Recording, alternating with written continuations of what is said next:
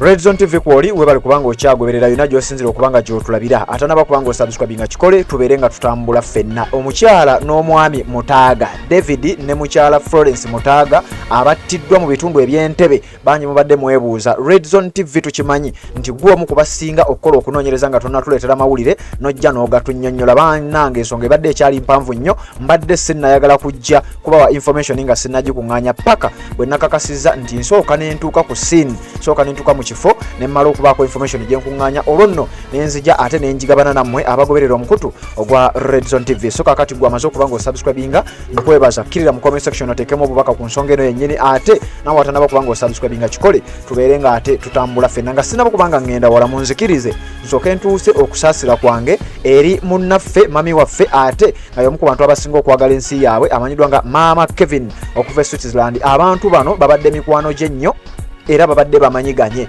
wabula naye yabadde shocked nnyo okuwulira amawulire nti bambi mikwano gye ababadde badda mu Uganda okulitayalinga ate bwe bati abatemu bamaze okubeera nga babasaanyawo. Maama Kevin tukutumiddeko nnyo ate era netukutuusaako okusaasira kwaffe nga Red Zone Media Group ne tuba nga tetukusaasira n'abantu ba famire mwenna. Kakati story eri emabega wa bino njagala mbere nga njikuwa ekitono kye nsobodde okuŋŋaanyaawo nga bwe nti police ebadde tenaba kufulumya kibaluwa kiri official, wabula nga information gye baawadde kakasa nga mwagiwulidde. Bw'oba tonaba kubanga ogitegeera nayo ngenda kugikuwa. Poliisi waliwo bye yayogedde awo paka n'obali we twogerera tebalina n'omu gwe baakutte nti oba suspect oba omutemu yennyini, tebalina muntu n'omu yakwatiddwa. Wabula kati kansooke nkuwe story mu bujjuvu bwayo nga bwe yabadde osobole okubanga ate ogitegeera bulungi nnyo. Kakati wuliriza eno gye bayita Red Zone TV, nze Sebambulidde Patrick. Omwami amanyiddwa nga David Mutaaga ow'emyaka 69 ne mukyala we Florence Mutaaga ow'emyaka 62 bano babadde bannayuganda abafumba ababiri nga bawangalira ku lukalu lwa Bulaya mu ggwanga erya Switzerland. Bano nno baava mu ggwanga eryo ne bajja nga bazze okulitayalinga emyaka 3 egiyise, bajja mu ggwanga erya Uganda nga bazimba amaka gaabwe bazze balitayalinge bakaddiire awo bakuze abaana baabwe n'abazzukulu. Abaana baakula dda naye balabirira abazzukulu oba olyawo nga bwe benjoyinga ne ku bulamu okuva ku kyeyo oba okuva e Bulaaya nga bakomyewokko ewaka. Omutemu agambibwa okuba omutemu yayingira yabuuka ekikomera ng'alinnya nga yeeyambisa either emiti gy'amasannyalaze n'alinnya munda n'ayingira munda kubanga geeti yali yazikoodi nga kizibu nnyo okuggula geeti eyo nga si ggwe nannyinimu, ekisumuluzo nga kiri munda ate nga geeti eyina ne system eya koodi okusinziira ku kyennaakategeerako era kyenjagala okubanga ngabanako naawe ku mukutu guno ogwa Red Zone TV. Okusinziira ku mawulire gennina, omutemu bwe yayingidde munda n'asanga omwami David Mutaaga ng'ali mu sitting room ali mu ku TV alaba awumuddemu. Budde bwa kiro nga bwe nkugambye zaabadde ssaawa 3 n'eddakiika 3 ekiro ekya Sande ekyakeesa ku Mande. Musajja wattu yabadde ali mu sitting room awumuddemu ali ku ka TV alaba. Omutemu n'ayingira, yagenza okulaba omuntu ayingidde amutuuseeko, talina kyamanyi, talina appointment na muntu ku ssaawa ezo. Mukyala we ye ng'ali upstairs ng'ali waggulu era nga naye alina by'aliko. Omutemu bwe yayingidde n'atuuka n'agamba muzeeyi David Mutaaga ow'emyaka 69 nti ssebo nzize kukutta, bansindise nzize kukutta. Era oluvannyuma lw'okukyogera n'akwata ekiso n'amutunga ekiso mu kigere. Ompulidde bulungi, n'amutunga ekiso mu kigere. Muzeeyi n'alaajana. Era oluvannyuma lwa muzeeyi okulaajana, mukyala we amanyiddwa nga Florence Mutaaga eyabadde waggulu upstairs n'awulira okulaajana. Era oluvannyuma lw'okuwulira okulaajana n'akkirira wansi alingize alabe kiki ekigenda mu maaso. Oluvannyuma lw'okutuuka wansi alabe kiki ekigenda mu maaso n'alaba embeera nga bweri, n'addayo waggulu akwata essimu abeeko ndowooza baakubira basabe ku buyambi. Yabadde akyali ku ssimu, omutemu n'akwata muzeeyi David Mutaaga n'amufulumya ebweru asobole okumuggulira geeti, kubanga jjukira nkugambye geeti yabadde erina ekisumuluzo ky'olina okukozesa oba nga kuliko ne system eyazikoodi weeteeberezebwa okuba nti bwe yabadde. Kati omuzeeyi ono okumutwala nga bamutaddeko ekiso, omutemu ng'amutegeezeza nti tolaajana tobako kyonna kyoyogera tugende oggule geeti. Kati embeera eteeberezebwa okuba nga yabaddewaawo oluvannyuma lw'okuggula geeti, omutemu era bw'atyo n'akwata ekiso n'akifumita oba n'asala muzeeyi David Mutaaga era omusaayi gwalabiddwako awo. Kakati gwampuliriza bino byabadde biri bityo omutemu bwe yavudde awo ng'amaze okukola kino geeti bamaze okugiggula n'ayambuka asange omukyala omugenzi kati Florence Mutaaga era naye okusinziira ku information gye bampadde era naye n'amugamba nyabo naawe nzize kukutta era natumiddwa mbeere nga naawe nkusaanyaawo bw'atyo naye n'amukwata n'aba nga ate yamukoze kye yakoze omwami we bw'atyo n'aba nga yamusse kigambibwa nti bano ababiri nga bwe nkugambye baava ku lukalu lwa Bulaya ne bakomawo e Uganda mu maka gaabwe ge baali baazimba babeere nga balitayalingira awo balye akasente kaabwe ak'obukadde. Amaka gano gasangibwa ku plot 17 Research Road Lugonjo Nakiwogo Division mu municipality ey'Entebbe bakituta Entebbe municipality saawa zaali 3:3 ez'ekiro ku Sunday ekiro ekyakeesa ku Monday. Kati okusinziira ku Kampala Metropolitan Police tewannabaawo muntu yenna yakwatiddwa.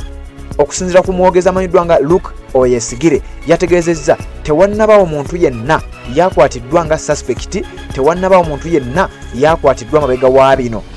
The motive behind this heinous crime is still under investigation and will be communicated in due course. Yategeezezza butegeeza nti ensonga eno ey'okutemulwa kuno njagala obbategeeza ekyagenda mu maaso n'okubeera ng'enoonyerezebwako wabula omutemu oba ba suspect tebannaba kubeera nga bakwatibwa. Kakati bwe ntyo ne ŋŋendako ne mu kiwandiiko ekifulumidde ku mukutu gw'amawulire ogwa Daily Monitor ne batugamba batya nti efforts are underway to identify and apprehend the suspects. We condemn this act and wish to reassure the public that we are committed to bringing the perpetrators to justice. Omwogezi wa polisi yategeezezza nti bali kukaweefube obw'okulaba nga batuusa ensonga eno bakola okunoonyereza balabe nga bafuna. On top of the wall were electric fences, more than 8 closed circuited CCTVs cameras and floodlights. Nti newankubadde bino byonna byabaddewo newankubadde nga ku kikomera kwabaddeko waya z'amasannyalaze kyokka nga waliyo ne kamera CCTVs. The couple spent most of their Sunday at home partying with family friends and the celebrations ended at around 7 p.m. Kyembadde sibagambye wali waggulu bano ababiri babadde n'akabaga babaddeyo ne ka celebration akatonotono nga bw'omanyi babadde waabwe ate nga kimanyiddwa nti bo batera okuba ne bu celebrations bwabwe oba bu birthday oba butya buli lwa Sunday n'ab'emikwano gyabwe. Kati nti kapate kawedde ku ssaawa zabadde 7 era abagenyi ssaawa yabaddeemu ey'akawungeezi si ssaawa 7 just 7 p.m. ssaawa emu ey'akawungeezi nti era abagenyi ne balekulira ku Sunday ssaawa emu abagenyi ne balekulira. Kati John Paulo Kyabaggu ng'ono muganda wa Angela Nakalema ne Ronald Goroba bano nga be ba caretakers oba abalabirira amaka gano baagambye nti ababiri bano omukyala n'omwami Mutaaga babategeezezza nti singa abagenyi balekulira jjukira babadde n'akabaga nti singa abagenyi be balina akabaga kaabwe balekulira bajja kumutegeeza agenda aggale geeti ng'akozesa remote nti era ku ssaawa 3:5 ez'ekiro mukyala Mutaaga yakubye ng'akubira Ronald nti akomewo ng'amutegeeza tulumbiddwa.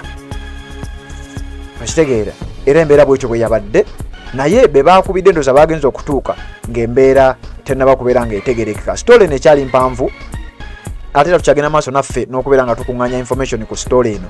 Gwe sigala ku mukutu guno nze njagadde mbaweeko akatonotono okusinziira ku bibuuzo ebibadde bijja, then tujja kgenda nga tukwapudeetinga ku nsonga eno singa information esukkaawo enaabezze, naye nga n'ekitongole ekya police bategeeza nti bakyagenda maaso n'okukola okunoonyereza ku nsonga y'emu era oluvannyuma ebinaaba bivuddeyo byonna naffe tujja kubeera wano nga tubikutuusaako. Kakati gwe atanaba kubanga osubscribinga sigala ku mukutu guno osubscribinga ate okwate ne ka notification tubeere nga tutambula ffenna tugenda kugenda maaso nga bwe nkugambye n'okukebera ku nsonga eno nga bwe tukuleetera information ensonga endala oba oliawo esinga ku eyo obufumbo olina omwami naye ng'akutawaanya olina omukyala ng'akutawaanya bajja ne bakwagalako ne bagenda gwe alina ebizibu mu byenfuna nga sente zikuyita mu ngalo wooteeka sente zifa bufi bowola tebazza gwe aloota ng'ogwa mu nnyanja gwe alumizibwa omutwe nga guganja okuwona naawe aloota ng'ebintu bikozesa ensonga z'obufumbo nina ekifo ku mugga awali amayinja wennyambulirako ebisiraani ekikwa ekifiiriza omudibo obutaganja obutaweebwa nzijanjaba abantu ab'enzikiriza zonna nsiŋŋaanibwa njeru ku lw'ejjinja gwanjagala kuba ku nnamba yange eyo naawe ali ewala ennyo yita ku WhatsApp